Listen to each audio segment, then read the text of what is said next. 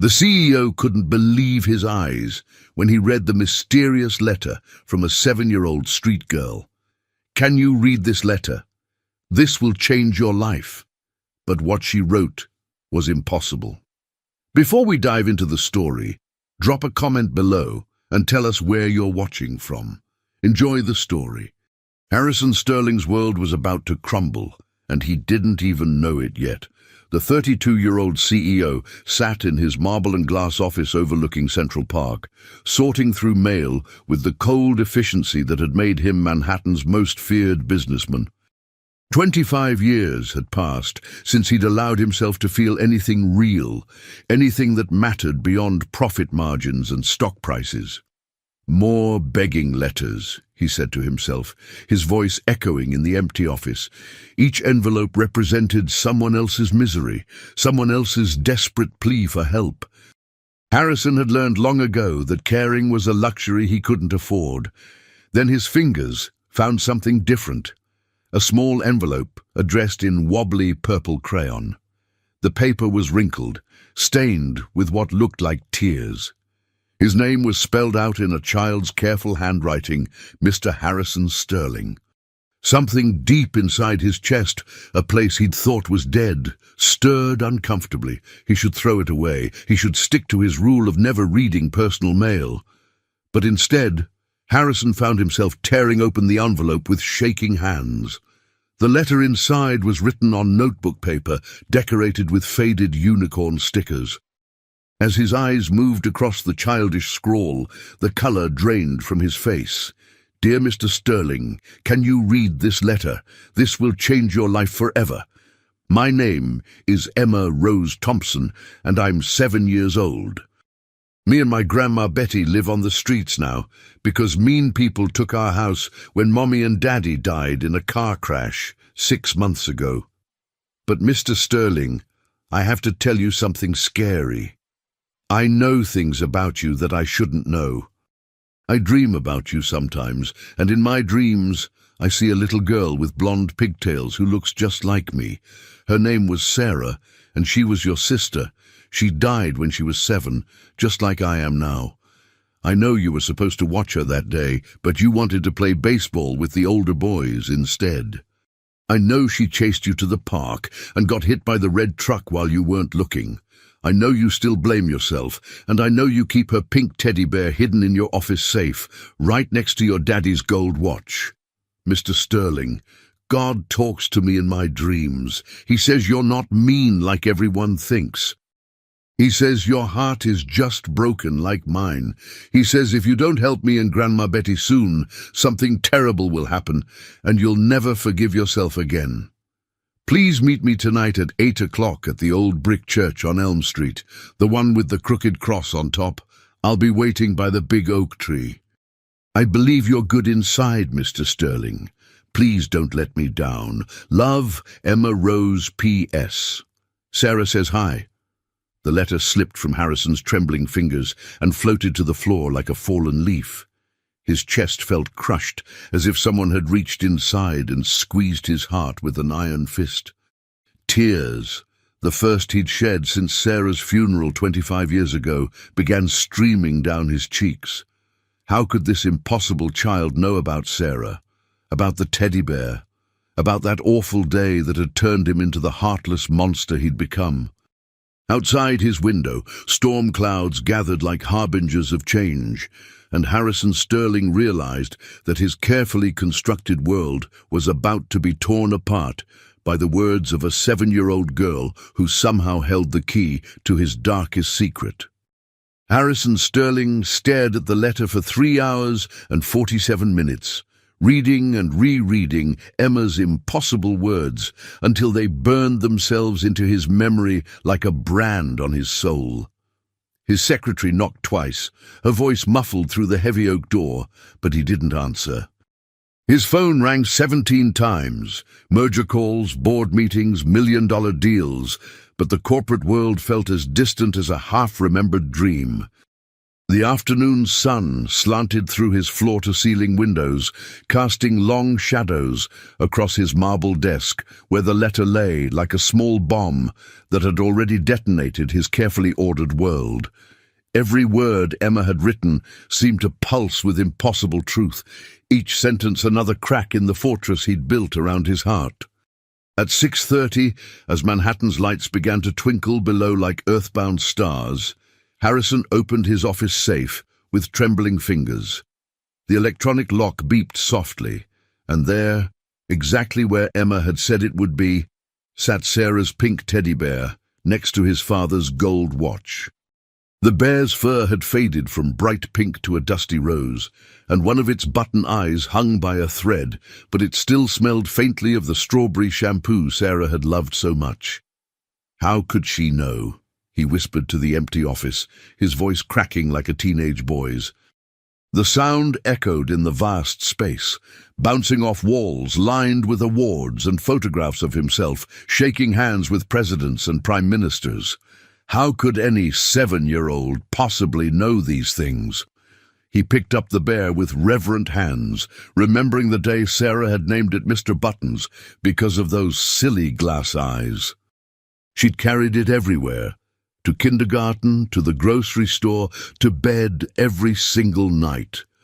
The day she died, it had been clutched in her tiny arms when the paramedics arrived. Harrison pressed the bear to his chest and felt something shift inside him, like ice beginning to crack after a long, brutal winter. The tears came slowly at first, then in great heaving sobs that shook his entire body. 25 years of buried grief poured out of him, filling his pristine office with the sound of a grown man finally mourning his baby sister. But deep down, beneath the grief and guilt and crushing weight of memory, Harrison knew he was going to that church. Not because he believed in miracles or divine intervention. Those luxuries had died with Sarah 25 years ago.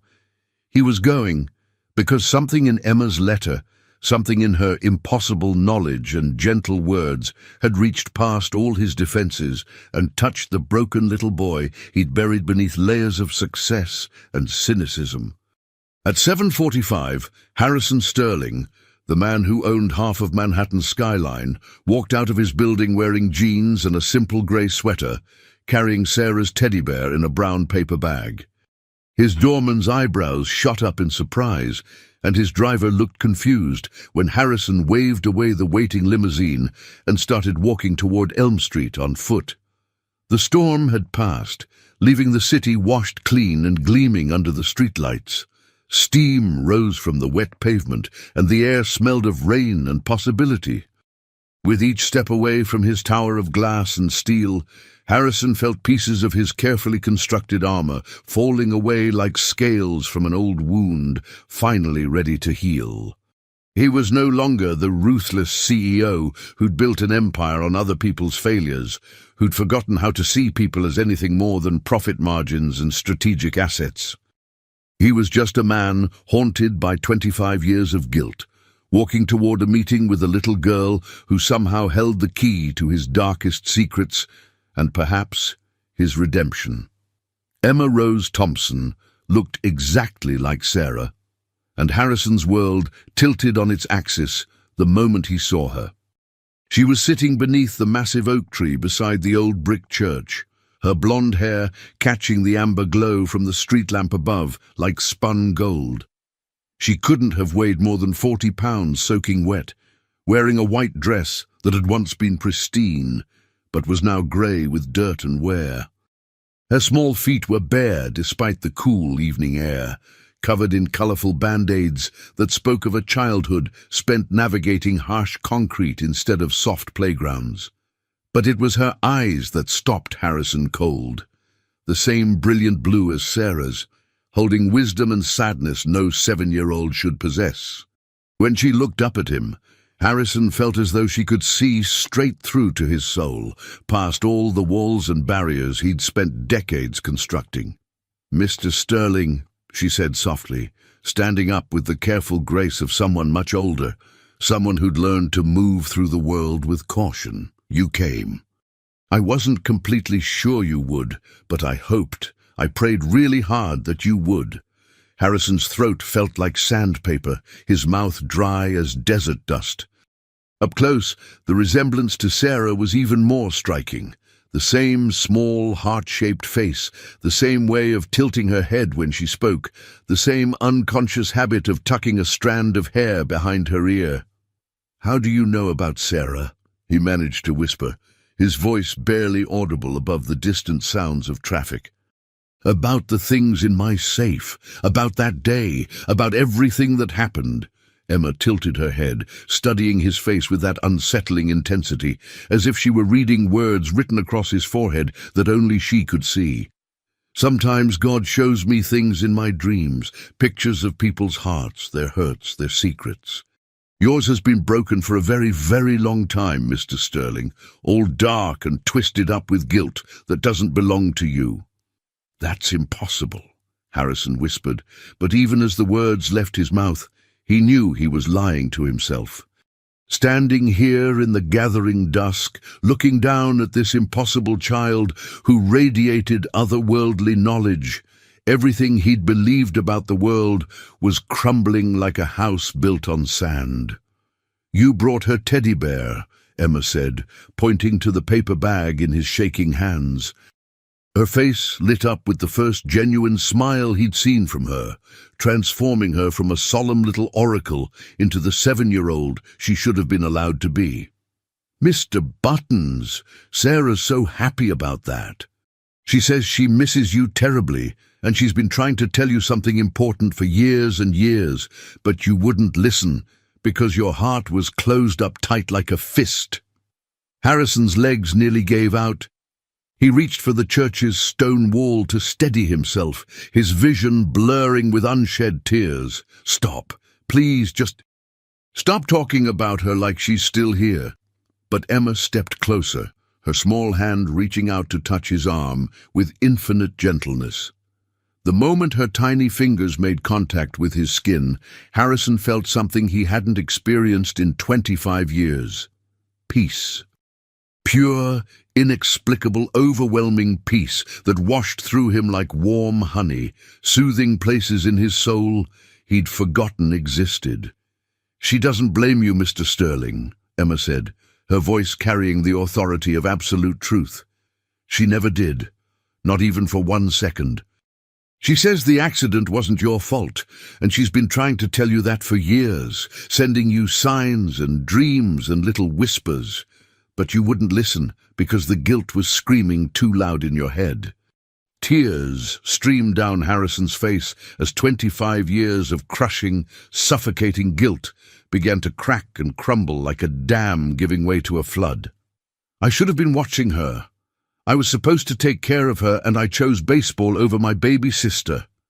I let her follow me to that park, and I wasn't paying attention when she—" "You were 12 years old," Emma interrupted, her voice gentle but firm. "Just a little boy who wanted to play with his friends, who didn't know that terrible things could happen in the blink of an eye. Sarah knows that. God knows that. The only person in the whole wide world who doesn't forgive you is you." "Grandma Betty's inside the church," Emma said, taking Harrison's large hand in her tiny one with the complete trust of a child who had never learned to fear strangers. "She's been waiting to meet you, too. She has important things to tell you, things about our family and why I can see the things I see." Harrison allowed the small girl to lead him through the church's heavy wooden doors, their hinges creaking with the weight of decades. Inside, the old building was dimly lit by flickering votive candles that cast dancing shadows on walls lined with faded stained-glass windows. The air smelled of old wood, melted wax, and the lingering traces of countless prayers whispered in desperate hope. The pews were mostly empty, except for a small figure huddled in the front row, wrapped in a thin shawl that had seen better days. As they approached, Harrison could hear the soft sound of labored breathing punctuated by harsh, wet coughs that made his chest tighten with sympathy. "Mrs. Thompson?" Harrison approached carefully, unsure of the protocol for meeting someone whose granddaughter claimed to receive divine messages in her dreams. Betty Thompson looked up with eyes the same brilliant blue as Emma's, though hers were rimmed with red and shadowed with exhaustion. She was probably only in her early 60s, but hardship had carved deep lines around her eyes and mouth, aging her far beyond her years. When she smiled, though, her entire face transformed, radiating a warmth and strength that spoke of a soul that had been tested by fire and emerged unbroken. "Mr. Sterling," she said, her voice soft but steady, carrying the quiet dignity of someone who'd survived unimaginable loss without losing her faith. "I've been praying you'd come, asking the good Lord to soften your heart and open your eyes to what Emma really is." "Emma told me about your situation," Harrison began awkwardly, his business training failing him completely in this sacred space filled with flickering candles and inexplicable peace. "About losing your house, about the illness, about Emma's gift," Betty interrupted gently, glancing at her granddaughter, who was now moving around the altar with the familiarity of someone who'd spent countless hours in this holy place. Emma lit candles with reverent care, her small hands steady and sure as she tended to each flame like a tiny priestess serving at an ancient shrine. "I need you to understand something very important, Mr. Sterling," Betty continued, patting the worn wooden pew beside her in invitation. "Emma's been having these dreams since she was barely 3 years old, seeing things that haven't happened yet, knowing things about people that no child should know. At first, I thought it was just an overactive imagination, the way children sometimes have imaginary friends or tell elaborate stories." Harrison sat down heavily beside her, his expensive clothes seeming absurdly out of place in this humble sanctuary. "When did you realize it was something more?" Betty's smile was tinged with sadness and wonder. "When she told me about the nice lady in the grocery store whose husband was going to leave her 3 days before it happened. When she knew that old Mr. Peterson down the street was going to have a heart attack and insisted we check on him. We found him just in time to call the ambulance. When she started crying for no reason one morning and said her mama and papa were going to heaven that very day." "The car accident," Harrison whispered. "Emma screamed and fought against going to school that morning. She begged me to keep her parents home, said she'd seen them with angels in her dreams. I thought she was just being fussy." Betty's voice broke slightly. "If I had listened, if I had just trusted what she was trying to tell me." Emma appeared beside them like a small ghost, her blue eyes wise and sad. "It wouldn't have mattered, Grandma Betty. Sometimes God shows us things so we can help people, and sometimes He shows us things so we can be ready. Mama and Papa needed to go to heaven to help other people there. Their job on earth was finished." Harrison stared at this impossible child who spoke of death and divine purpose with the matter-of-fact acceptance of someone far beyond her years. Harrison Sterling had solved countless corporate crises, navigated hostile takeovers, and built a business empire from nothing but ambition and ruthless determination. But nothing in his privileged, insulated world had prepared him for the humbling complexity of trying to help a homeless grandmother and her mystical 7-year-old granddaughter. "I want to get you both into the plaza tonight," he said, pacing the narrow space behind the church pews like a caged tiger, his mind racing through logistics and solutions. "The presidential suite, room service, whatever you need. Tomorrow, we'll find you a proper apartment, something with a view of the park, a good school district for Emma, private health care for Mrs. Thompson. I know the best doctors in the city, specialists who—" "That's very kind of you, Mr. Sterling," Betty interrupted gently, her weathered hands folded in her lap with quiet dignity. "But we can't accept charity like that." Harrison stopped mid-pace, his expensive shoes squeaking against the worn wooden floor. "Excuse me? We don't take handouts," Emma piped up from where she was carefully organizing donated canned goods in a corner, sorting them by type with the methodical precision of someone who'd learned that order meant survival. Grandma Betty says handouts make people feel small inside, like they're not worth anything except what someone else gives them.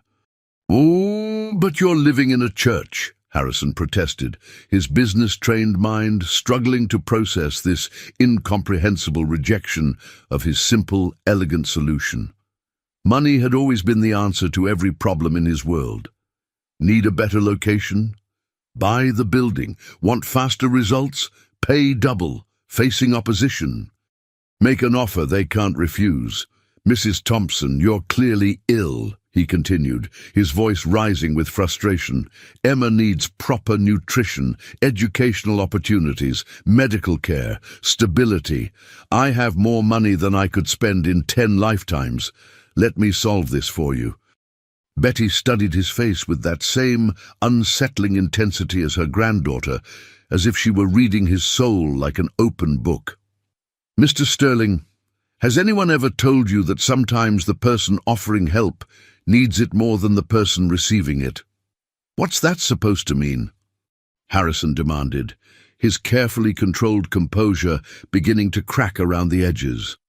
Emma appeared beside him with that ghostly quiet way she moved, looking up at him with those impossibly knowing blue eyes. It means you think money fixes everything because you've never learned how to fix anything with your heart, Mr. Sterling. You want to throw dollars at our problems so you can feel better about yourself and then go back to your empty office and pretend none of this ever happened. The words hit Harrison like physical blows, each one finding its mark with devastating accuracy. That's not, I'm genuinely trying to help you people. No, Betty said softly, her voice carrying the gentle authority of someone who'd seen through countless facades and pretenses. You're trying to write a check and make us disappear so you don't have to feel uncomfortable anymore. So you don't have to look at what real poverty and real suffering look like up close. Harrison opened his mouth to argue, then closed it as the truth of her words sank in like stones, dropping into still water. Because somewhere deep down, beneath all his good intentions and generous offers, he realized they were absolutely right. So, what do you want from me? He asked finally, his voice barely above a whisper. Emma took his hand again, and again that inexplicable peace washed over him like warm sunlight breaking through storm clouds. We want you to learn how to be human again, Mr. Sterling. Money won't teach you that. It just builds bigger walls between you and real life. But helping people with your hands and your heart, getting your clothes dirty and your feelings involved, that's what makes people real. Harrison Sterling, master of the universe, stared down at a 7-year-old girl who had just offered him the one thing his billions couldn't buy, the chance to remember what it felt like to be genuinely, messily, beautifully human. 3 days later, Harrison found himself doing something he hadn't done since he was 12 years old, manual labor that served no profit motive whatsoever.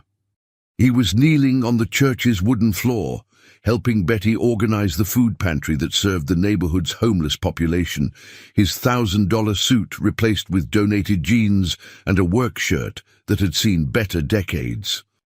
His manicured hands were now dirty and scratched from stacking canned goods, sorting donated clothes, and repairing broken shelves with tools that felt foreign in his soft palms. The work was harder than any board meeting he'd ever endured, more exhausting than any corporate crisis he'd navigated. But it was also strangely satisfying in a way that closing million-dollar deals had never been. Each organized shelf, each repaired piece of furniture, each small improvement to this humble sanctuary felt like it mattered in a way his stock portfolios never had. Emma flitted around the church like a tiny supervisor, directing their efforts with the confident authority of someone far older than her 7 years. She seemed to know exactly where everything belonged, which families needed what supplies, and how to make the limited donations stretch to help as many people as possible. Mr. Sterling, she said during their lunch break, settling beside him on the church steps with the easy familiarity of an old friend. I had another dream about you last night. A really important one. Harrison's chest tightened with familiar anxiety. Over the past 3 days, Emma's dreams had proven themselves unnervingly accurate in ways that defied all logic and reason. She'd known about his childhood dog Rex, about the scar on his knee from falling off his bicycle when he was 8, about his mother's maiden name and his father's favorite song. Each revelation had chipped away another piece of his rational, ordered worldview. "What did you see this time?" he asked, though part of him dreaded the answer. Emma's blue eyes grew distant and serious, as if she were looking at something only she could see floating in the air between them. "I saw you as a little boy, crying in your bedroom after Sarah died. I saw your mommy and daddy fighting all the time in the kitchen, throwing dishes and saying terrible things, because they were so sad and scared and didn't know how to help each other. I saw you listening from the top of the stairs, deciding right then and there that you would never love anyone again because it hurt too much when they went away." Harrison's breath caught in his throat like a physical obstruction. She was describing memories he'd buried so deep in his subconscious that he'd almost convinced himself they were nightmares rather than reality. The endless nights of muffled arguments, his parents' marriage crumbling under the weight of their grief, his own desperate vow to never again care about anyone enough to be destroyed by their loss. "But Mr. Sterling," Emma continued, her small hand finding his with that magical ability to bring instant peace, "I saw something else too. Something beautiful and wonderful that made my heart feel like it was full of sunshine." "What do you mean?" he whispered. Emma's voice dropped to an excited whisper, as if she were sharing the most precious secret in the universe. "I saw what you're supposed to become, what God has been preparing you for your whole life. I saw you helping hundreds and hundreds of children who don't have mommies and daddies anymore. I saw you building beautiful places where they could live and learn and feel safe and loved. I saw you becoming the kind of person who changes the whole world one broken heart at a time." Harrison felt tears welling up again, the now familiar sensation of his carefully constructed emotional walls crumbling under the gentle assault of this impossible child's faith in him. "Emma, I don't know how to be that person anymore. I don't even remember how to care about anything except profit margins and market shares." "Yes, you do," she said, with the absolute certainty of divine revelation. "You just forgot for a while because the hurt was so big it covered up everything else. But forgetting isn't forever, Mr. Sterling. Hearts can remember how to love again, even when they've been broken into a million pieces." She stood up and brushed the dust off her little dress with unconscious dignity. "Mr. Sterling, Grandma Betty and I are going to help you remember who you really are inside. But first, there's something very important I need to tell you. Something scary but necessary about why God sent me to find you." Harrison's heart began racing with sudden, inexplicable dread. "What is it, sweetheart?" Emma's expression grew grave, her childish features taking on an otherworldly solemnity that made her look ancient despite her 7 years. "Grandma Betty is much sicker than she's been telling you.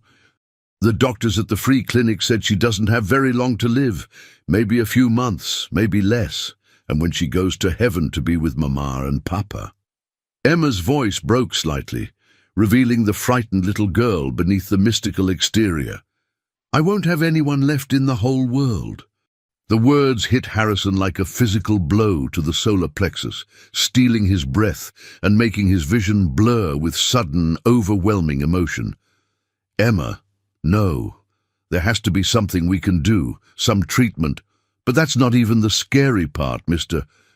"Sterling!" Emma interrupted, her blue eyes filling with tears that made Harrison's heart feel like it was being crushed in a vice. "The scary part is what happens to children like me when they don't have any family left. They disappear into a system that breaks their spirits and steals their gifts. And if that happens to me, She looked up at him with desperate hope shining through her tears. I'll never be able to help the people God shows me in my dreams. All the good I'm supposed to do in the world will just disappear forever. Harrison Sterling stared down at this impossible, miraculous child who had somehow become the most important person in his world, and realized with crystal clarity that Emma hadn't stumbled into his life by accident to be saved. She had been sent by forces beyond his understanding to save him, and now it was his turn to save her. Harrison didn't sleep that night. He sat in his penthouse apartment, staring out at the city lights that had once represented his kingdom, his empire of steel and ambition. But now all he could see were the thousands of windows hiding thousands of broken hearts, thousands of people who needed hope and found only darkness. At dawn, he made a decision that would change 3 lives forever. "I want to adopt Emma," Harrison announced to Betty the next morning, his voice steady despite the tremor in his hands. They were sitting in the church's tiny kitchen, sharing coffee from chipped mugs, while Emma fed stale bread to pigeons outside the window. Betty set down her cup carefully, studying his face with those penetrating blue eyes. "Mr. Sterling, adoption isn't like buying a company. You can't just write a check and take home a little girl." "I know that," Harrison said, though he was beginning to realize he knew almost nothing about the complexities of becoming a father. "But I have resources, lawyers, connections. Surely there's a way to expedite the process given Emma's unique circumstances." "And what happens when you get bored?" Betty asked quietly. "What happens when the novelty of playing father wears off, and you remember you're a billionaire bachelor who's never changed a diaper, or helped with homework, or dealt with a sick child at 3 in the morning? The question stung because it touched his deepest fear. "I won't abandon her, Mrs. Thompson. I give you my word." "Words are easy, Mr. Sterling. Love is hard work every single day, even when you're tired and frustrated and wish you were anywhere else in the world." Emma appeared in the doorway, her small face serious. "Grandma Betty, he means it. I can see it in his heart. It's not black and twisted anymore. It's getting brighter every day, like someone's lighting candles inside him." Betty looked from her granddaughter to Harrison and back again. "Child, are you certain this is what God wants? Because once we start this process, there's no going back. Mr. Sterling will legally become your father, responsible for your soul as well as your body." Emma nodded solemnly. "God showed me last night. He said Mr. Sterling isn't just supposed to save me. I'm supposed to help him save lots of other children too. We're going to be partners in God's work." Harrison felt the weight of divine destiny settling on his shoulders like a mantle he wasn't sure he deserved to wear. "Mrs. Thompson, I know I'm not the obvious choice for fatherhood, but I swear to you on Sarah's memory that I will love Emma and protect her with my life." Betty was quiet for a long moment, her weathered hands wrapped around her coffee mug like it was an anchor in a storm. Finally, she spoke. "There are conditions, Mr. Sterling. Non-negotiable conditions. Name them."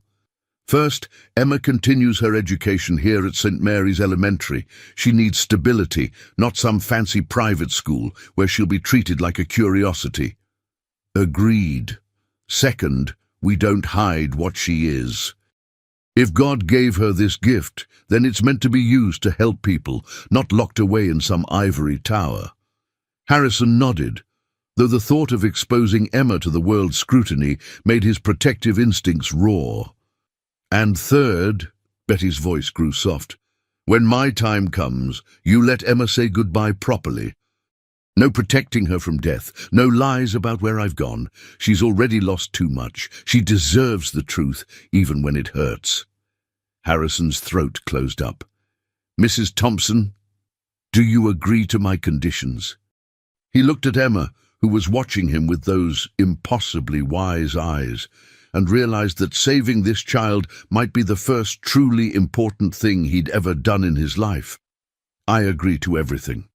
3 weeks later, Harrison discovered that good intentions meant nothing in the labyrinthine world of family court. I'm sorry, Mr. Sterling, said Margaret Hutchinson, the social worker assigned to Emma's case. She was a stern woman in her 50s, with steel-grey hair and the weary expression of someone who'd seen too many children failed by the system. But your application presents several red flags that we simply cannot ignore. They were sitting in a sterile government office that smelled of disinfectant and broken dreams. Harrison had brought his best lawyer, but legal expertise seemed useless against bureaucratic immovability. Red flags? Harrison's voice was carefully controlled, though inside he was screaming with frustration. I'm offering this child a stable home, unlimited resources, the best education money can buy. You're a 32-year-old bachelor who has never married, never had children, and works 80-hour weeks. Miss Hutchinson interrupted. Your lifestyle is completely incompatible with child-rearing. Furthermore, there are concerns about your motivations. What's that supposed to mean? Ms. Hutchinson consulted her file with the precision of a judge reading a death sentence. Several people have suggested that you're using this adoption as a publicity stunt, a way to soften your corporate image. One anonymous source claimed you called the child your pet project. Harrison's blood turned to ice. That's a lie. Who said that? I cannot reveal my sources, Mr. Sterling. What I can tell you is that the state of New York takes a very dim view of wealthy individuals who treat adoption like charity work. This isn't charity, Harrison said desperately. Emma is. She's become the most important person in my world. I would die before I'd let anything happen to her. That's very touching, Mr. Sterling, but emotional declarations don't override practical concerns. The fact remains that you are fundamentally unprepared to raise a child, particularly one with Emma's unusual circumstances. Harrison's lawyer leaned forward. Ms. Hutchinson, my client is worth $3 billion. He can provide for this child in ways that most families could never. Money isn't love, Mr. Daniels. Ms. Hutchinson said sharply, and love isn't something you can buy, no matter how many zeros are in your bank account.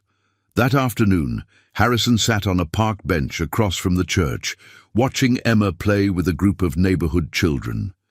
She moved among them like a tiny angel, somehow knowing exactly what each child needed, a gentle word for the shy ones, patient inclusion for the outcasts, fierce protection for the vulnerable. Betty settled beside him, her breathing more labored than it had been even a week ago. She told me about the meeting. They're going to put her in foster care when you... Harrison couldn't finish the sentence. When I die, Betty said matter-of-factly. Yes, I know. The system doesn't understand children like Emma. They'll drug her to stop the dreams, lock her away in institutions, convince her that her gift is mental illness. Harrison turned to look at this dying woman who had become his unlikely ally. Then what do we do? Betty smiled sadly. We pray, Mr. Sterling, and we trust that God didn't bring you into Emma's life just to watch you fail.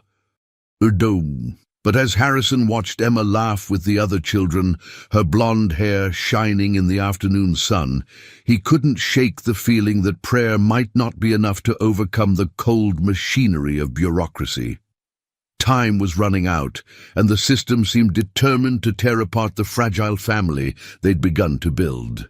That evening, Emma found Harrison sitting alone in the church, staring at the simple wooden cross that hung above the altar. The sanctuary was empty, except for the dancing shadows cast by flickering votive candles, creating an atmosphere of peaceful solitude that seemed to invite confession and contemplation. You're sad about the lady who doesn't want you to be my daddy, Emma said, settling beside him in the front pew with the intuitive understanding that had become as natural as breathing between them. Ms. Hutchinson is just doing her job, Harrison replied, though his voice carried the bitter edge of defeat. She's trying to protect you from someone who might not be worthy of being your father. Emma was quiet for a moment, her small hands folded in her lap like a miniature prayer.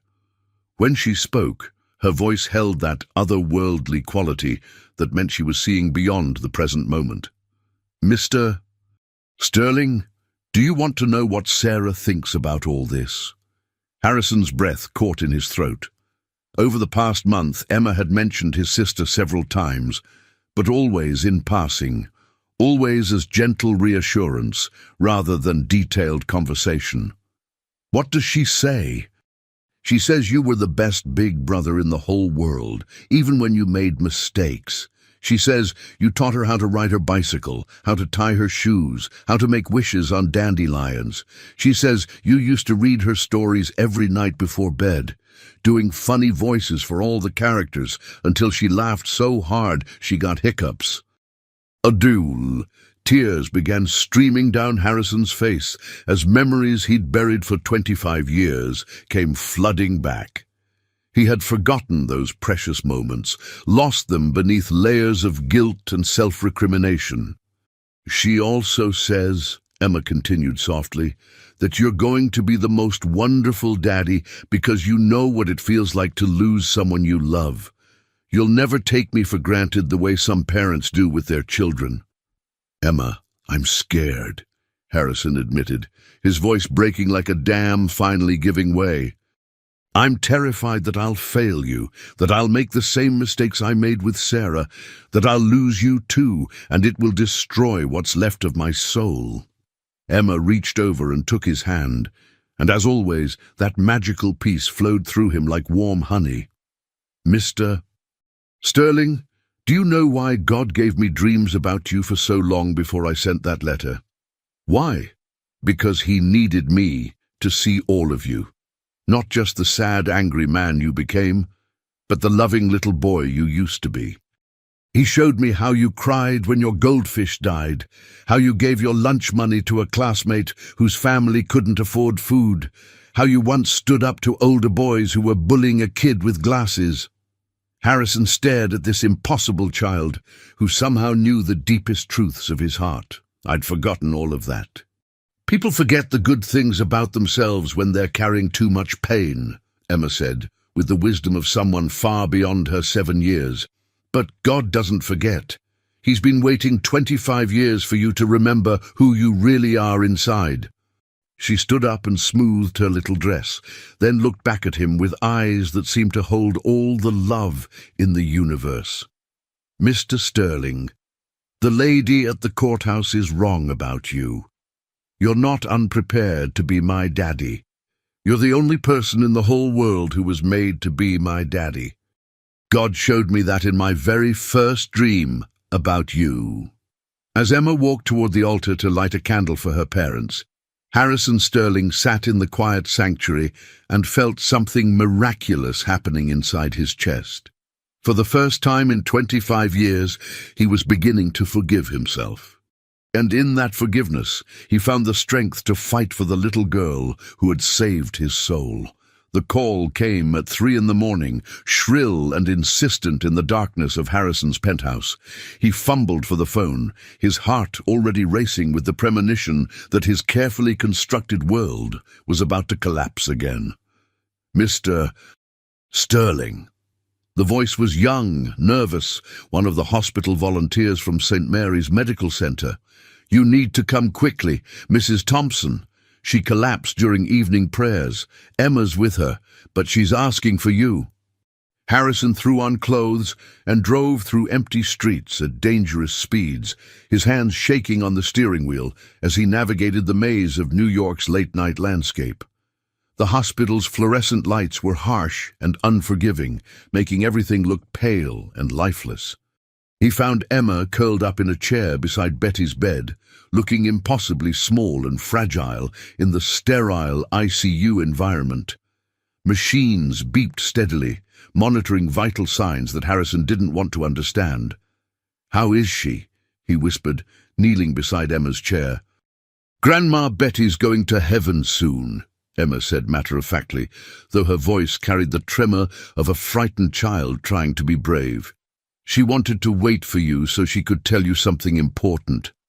Betty's eyes fluttered open, focusing on Harrison with effort.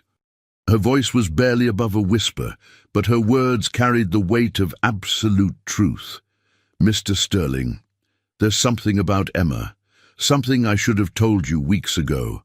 Harrison leaned closer, his heart pounding with sudden dread. "Emma isn't just gifted," Betty continued, each word a struggle. "She's the seventh daughter of a seventh daughter, born under a blood moon on Christmas Eve. In our family, children like Emma only come once in a generation. They're chosen by God for a special purpose." "What kind of purpose?" Harrison asked, though part of him feared the answer. Betty's eyes moved to Emma, who was holding her grandmother's hand with quiet dignity. "Tell him, child.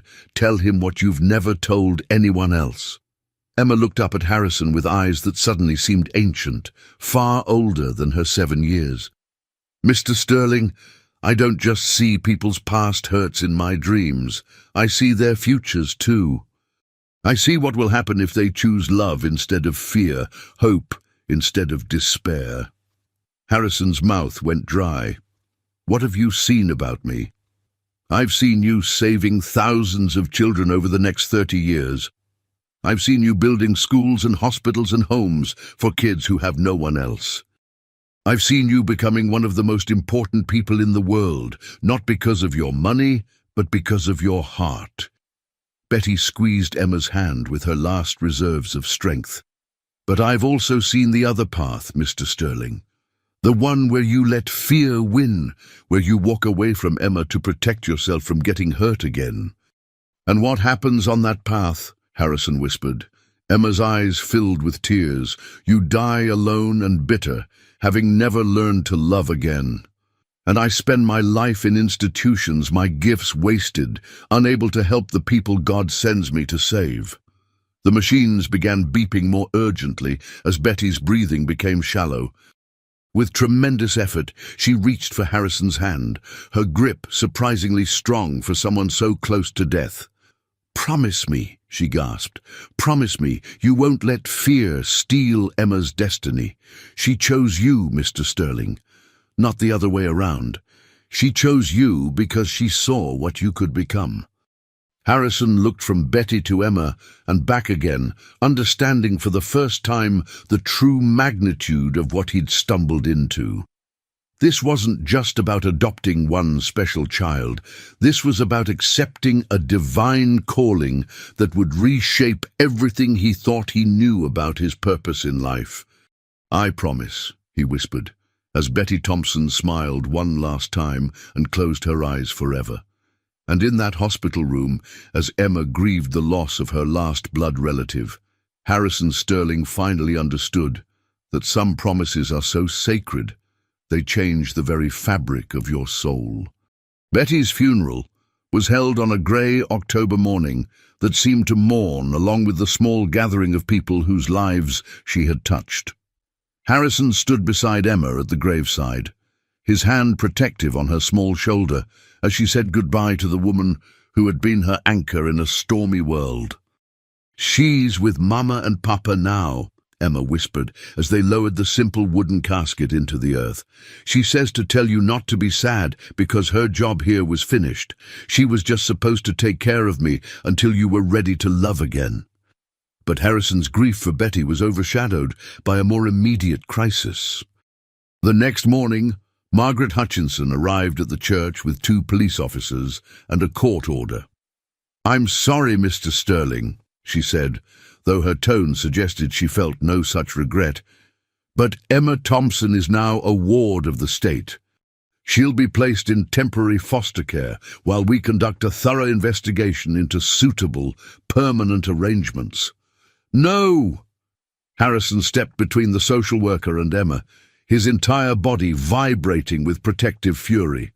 "I have lawyers, I have resources, I have—" "You have money, Mr. Sterling. What you don't have is legal standing.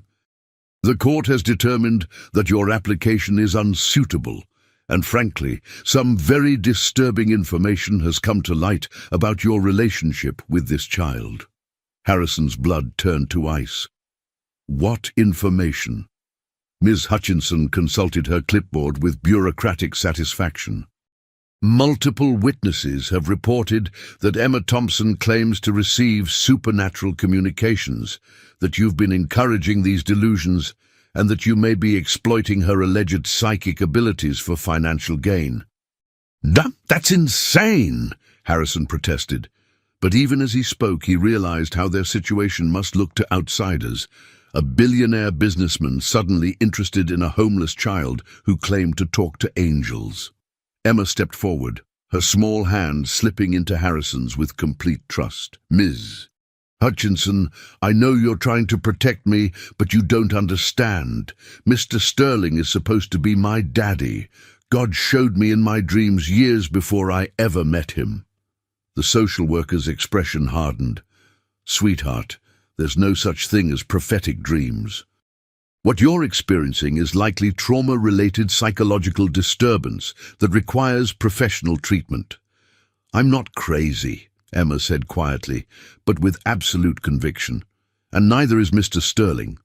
We're just two broken people who found each other because God knew we needed each other to be whole."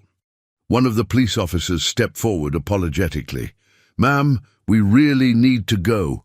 The Foster family is expecting her this afternoon." Harrison felt his world tilting on its axis as they reached for Emma. This couldn't be happening. He couldn't lose another child he loved to forces beyond his control.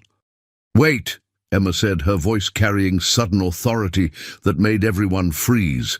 She looked up at Ms. Hutchinson with eyes that seemed to see straight through to her soul. "Ms. Hutchinson, you lost your own daughter in a car accident 12 years ago. Her name was Rebecca, and she was 8 years old, just 1 year older than me."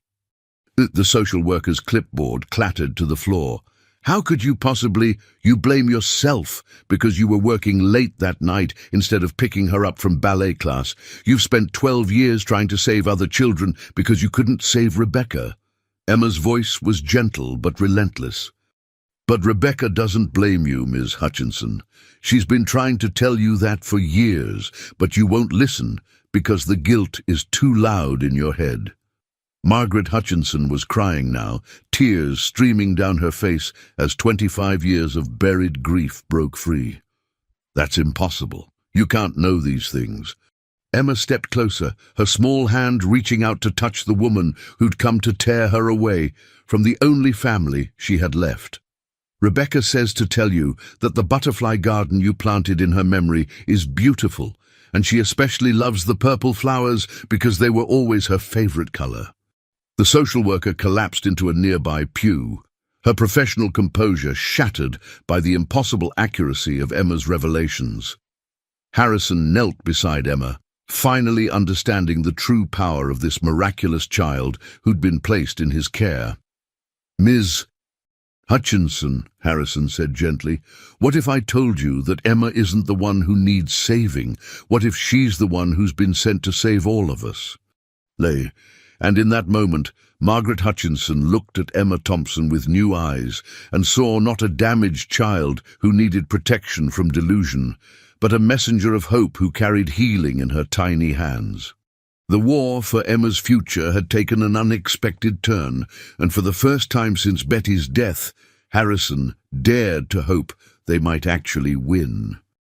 6 months later, Harrison Sterling stood in the marble lobby of the newly opened Sterling Foundation Children's Center, watching Emma put the finishing touches on a mural she'd painted with the help of a dozen formerly homeless kids.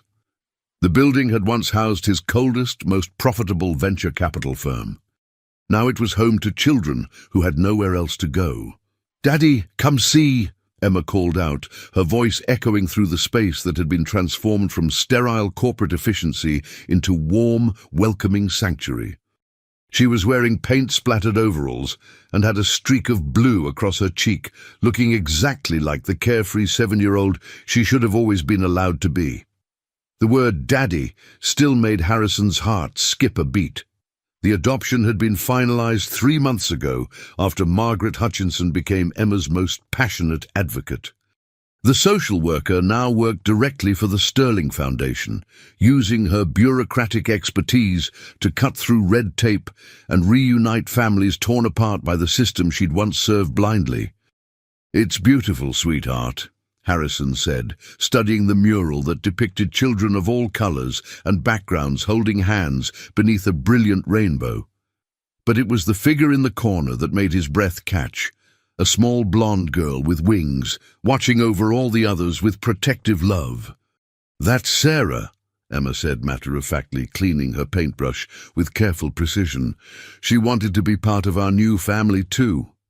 Harrison knelt beside his daughter, still marveling at the legal and emotional reality of that relationship, and pulled her into a gentle hug that smelled of paint and possibilities. "Emma, there's something I need to tell you, something I should have asked you months ago." Emma tilted her head with that familiar gesture that meant she was listening with more than just her ears. "What is it, Daddy?" "Why me?" Harrison asked, his voice thick with emotion he no longer tried to hide. "Out of all the people in the world, all the families who could have loved you, why did God show you my face in those dreams? Why was I the one chosen to be your father?" Emma was quiet for a long moment, her blue eyes growing distant as if she was seeing something invisible to everyone else in the room. When she finally spoke, her words carried the weight of divine revelation. "Daddy, do you remember what I told you about being the seventh daughter of a seventh daughter? About how children like me only come once in a generation?" Harrison nodded, his heart beginning to race with inexplicable anticipation. "Well, there's something else Grandma Betty never got to tell you before she went to heaven," Emma continued, her small hand finding his with that magical ability to bring instant peace. "Children like me aren't born randomly. We're sent to specific people at specific times for specific purposes." "What do you mean?" Emma's eyes filled with tears, but her voice remained steady with absolute conviction. "Daddy, 25 years ago when Sarah died, she made a deal with God. She asked him to send an angel to take care of you when you needed it most, to help you remember how to love and be loved." Harrison's world tilted on its axis as understanding dawned like sunrise, breaking through storm clouds. "Emma, are you saying that Sarah asked God to let her come back," Emma whispered, her words barely audible above the distant sounds of children playing in other rooms. "Not in the same body, not with the same face, but with the same heart, the same love, the same purpose of taking care of her big brother." Tears streamed down Harrison's face as 25 years of grief and guilt and desperate longing crystallized into perfect, impossible clarity. "You're telling me that I'm not Sarah," Emma said gently, "but I'm the answer to her prayer. I'm the angel she asked God to send you. I'm the little sister who would never leave you again, who would help you save all the children who need saving, who would love you exactly the way Sarah always did." Harrison collapsed onto the floor, his entire body shaking with the magnitude of divine grace that had orchestrated this miraculous reunion. Everything made perfect sense now, Emma's impossible knowledge about his childhood, her instinctive understanding of his deepest wounds, the way she'd appeared in his life at the exact moment when his heart was ready to love again. "So you see, Daddy," Emma continued, settling beside him on the floor with the easy familiarity of someone who belonged exactly where she was, "you didn't save me from being alone in the world. God used me to save you from being alone forever. We were always supposed to be a family. It just took 25 years for you to be ready to receive the gift Sarah wanted to give you." Around them, the children's center buzzed with life and laughter and hope.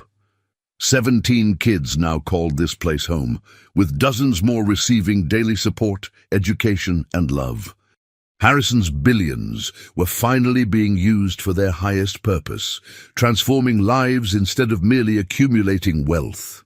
"And this is just the beginning," Emma said, her voice carrying prophetic certainty as she gestured toward the mural and the children and the bright future spreading out before them like an endless horizon. "God showed me what we're going to build together, Daddy. Hundreds of centers like this one, thousands of children saved, millions of lives touched by the love Sarah planted in your heart all those years ago. Harrison Sterling looked at his miracle daughter, the answer to a prayer he'd never known how to pray, the healing of a wound he'd thought would never stop bleeding, and understood that some stories are so magnificent they can only be written by angels. "I love you, Emma Rose," he whispered, holding her close as the late afternoon sun streamed through the windows like a benediction.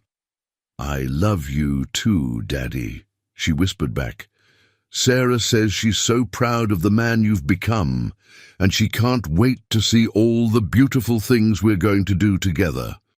Dottie, and in that moment, surrounded by the laughter of rescued children in a building transformed from greed into grace, Harrison Sterling finally came home to the family he was always meant to have. The little girl's letter had been right. It really had changed his life forever, but the greatest miracle wasn't that Emma had found him. The greatest miracle was that love, once lost, could always find its way home again.